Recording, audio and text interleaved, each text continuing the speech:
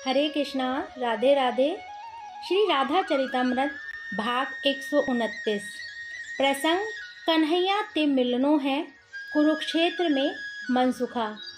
मैं ही था उस भीड़ में इस वृंदावन वालों को संभालने वाला। हे बज्रनाभ, मेरे साथ कुछ ऋषि मुनि भी थे जिनको मैंने अपने साथ ही रखा था। कुरुक्षेत्र में लगभग पूरा वृंदावन ही आया था और इतने लोगों को संभालना। फिर ये लोग नागरी भाषा भी तो नहीं जानते थे, वही अपनी ग्रामीण ब्रज भाषा ही बोलते थे। मुझे और नंदराय को ये डर भी था कि कहीं कोई खो ना जाए, और वैसे भी ये ग्वाल गोपी सब बावरे तो हो ही गए थे। कन्हैया कन्हैया बस यही कहते कहते कुरुक्षेत्र आते समय मेरा ही ध्यान कुछ देर के लिए कन्हैया से हटा था और मैं संध्या गायत्री इत्यादि करने लगा। पर हद है, इन गोपों के मुंह से कन्हैया के सिवा और कुछ चर्चा ही नहीं। एक क्षण भी ऐसा नहीं बीता जिस क्षण कन्हैया की चर्चा ना हो। तो मुझे ये कहने में आज कोई आपत्ति नहीं है कि मुझसे ऊंची स्थिति तो इन गोपों और गोपिकाओं की है। मैं सबको देखकर, नंदराय और यशोदा से मिलकर सबकी व्यवस्था से संतुष्ट हूँ। अपने शिविर में जैसे ही आया, अर्धरात्रि हो गई थी। महर्षि सुनिए ना, नंदराय मेरे शिविर में आ गए थे। क्या हुआ? आप इतने घबराए हुए क्यों हैं? मैंने नंदराय को संभाला। बात क्या है, आप बताइए तो। देखिए ना, मनसुख अपने शिविर में नहीं है, नंदराय ने कहा। अभी ना बहुत भोले हैं, कहीं गया होगा, मनसुख आ जाएगा, आप जाइए विश्राम कीजिए। मैंने उन्हें जब ये कहा तब वो एक ही बात बोल रहे थे, उसे नागरी भाषा भी नहीं आती है, यहाँ के लोग क्या उसे समझेंगे? कहीं खो गया तो मनसुख। मैंने नंदराय को देखा, कितना प्रेम करते हैं ये सबसे, मात्र अपने बालकों से ही नहीं, सामान्य गरीब ग्वालों से भी, गरीब से तो ज़्यादा ही प्रेम करते हैं। मैं देखता रहा इन महापुरुष को, फिर मैंने कहा आप जाइए विश्राम कीजिए, मनसुख आ जाएगा, यही कहीं होगा, आ जाएगा। मेरी बात सुनकर नंदराय चले तो गए, पर मुझे पता है जब तक मनसुख नहीं आ जाएगा शिविर में तब तक ये सोएंगे नहीं। भैया, द्वारिका को शिविर कहाँ पड़े है? भीड़ है, अर्धरात्रि में भी बहुत भीड़ है। लोग सूर्य ग्रहण के लिए आ ही रहे हैं, हजारों की संख्या में लोग आ रहे हैं। उस भीड़ में मनसुख पूछता हुआ चल रहा है। ये मनसुख इतना ही नहीं जानता कि यहाँ अधिकतर लोग बाहर के हैं, उन्हें क्या पता है कि किसका शिविर कहाँ लगा है। अरे तू तो बताए दे भैया, मेरो कन्हैया वही है क्या? कहाँ है? बताए दे, कहाँ है मेरे कन्हैया को शिविर? अब क्या बोल रहे हैं समझ में नहीं आ रहा हमारे तो। यात्री लोग यही कहते हैं, कोई इधर चला जाता, कोई उधर, इधर उधर देखकर खोजने की कोशिश करता, पर अरे मैं भूल गयो, द्वारिका को शिविर कहाँ है। पर द्वारिका नाम द्वारिकाधीश के कारण विश्व पटल पर छा गया था। द्वारिका? एक यात्री रुका। आपको द्वारिका का शिविर चाहिए क्या? मनसुख बहुत खुश हुआ। हाँ हाँ भैया, द्वारिका को शिविर कहाँ है, बताए तो दे भैया, मैं थक गया हूँ, अब कहाँ जाऊँ, कौन से पूछूँ?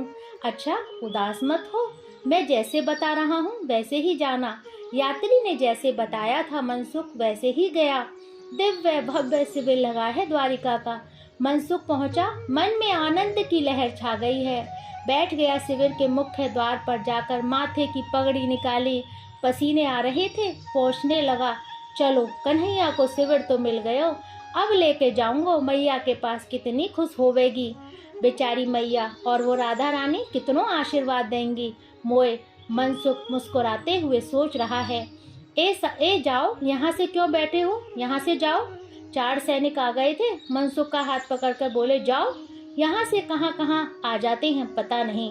ए हट, मैं कन्हैया का सखा हूँ, हाथ मत लगा दियो, नहीं तो तेरे राजा ते कह दूंगा, तो ये पतो ना है। मनसुख उखड़ गया। सैनिक बोले, तुम धीरे बात नहीं कर सकते हो, द्वारिकाधीश ने अगर सुन लिया तो धीरे बोलो और जाओ यहाँ से। ना जा रहा बोल, क्या करेगा मेरा? अच्छा काम क्या है ये तो बता दो। सैनिक को लगा ये देहाती है, हल्ला करेगा, और फिर द्वारिकाधीश सो रहे हैं, जग गए तो। अच्छा बताओ क्या काम है यहाँ? सैनिक ने फिर पूछा। कन्हैया ते मिलनो है, 2 टूक बोलता है मनसुखा। यहाँ कोई कन्हैया नहीं है, आप गलत जगह आ गए हैं, किसी और शिविर में होगा आपका कन्हैया, जाओ वहाँ। सैनिक ने फिर वही राग अलापा, अरे जाओ, हमारो कन्हैया द्वारिका जाकर बस गयो है, हमें सब पतो है। अब सुनो, मेरी बात ध्यान से सुन लो, कन्हैया को यहाँ बुलाई दो, मैं भीतर जा रहा हूँ। इतना कहकर मनसुख तो शिविर में जाने लगा।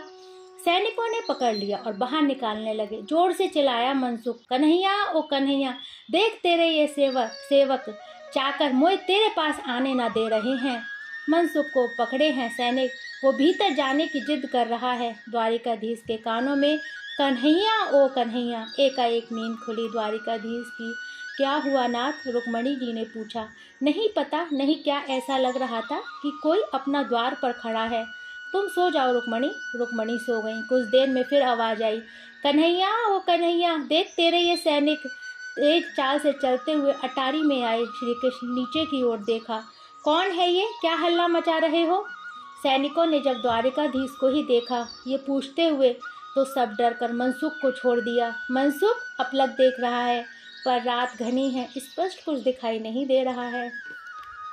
मैं हाथ हिलाते हुए मनसुख, उछाल कौन हो तुम? तेज आवाज में पूछा था द्वारिकाधीश ने। मनसुख चुप हो गया, कुछ नहीं बोला। हाँ, इतना जरूर बोला, नहीं पहचाना ना मुझे, नहीं पहचाना ना।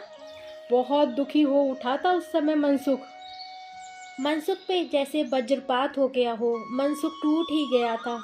अपना झोला उठाया और चलते हुए बोला, हाँ तू तो बड़ो है गयो है ना, हम तो गरीब, क्यों पहचाने वो हमें? चल कोई बात नहीं, हम तो सोच रहे थे कि हम देखते ही तू दौड़े गो आवे गो, पर तू बड़ो आदमी है गयो है, हम तो बहुत छोटे हैं, पर लाला तोते बहुत प्यार करे हैं हम। अच्छा भैया, राम राम। मनसुखा सोच रहा था, बेकार आ गए या कुरुक्षेत्र में। आंसुओं को पोंछते हुए मनसुख जैसे ही वापस जाने लगा, जोर से चिल्लाए द्वारिकाधीश, मनसुख ओ मनसुख। मनसुख ने ना सुना। वो रुका, मुड़ा, देखा उसका कन्हैया दौड़ पड़ा था उससे मिलने के लिए। नीचे आकर द्वारिकाधीश ने अपने हृदय से लगाया मनसुख को। कैसा है रे तू मनसुख, तू कैसा है? देख दुबला हो गया है। तेरी याद में मनसुख ने फिर पकड़कर अपने गले से लगाया अपने सखा कन्हैया को।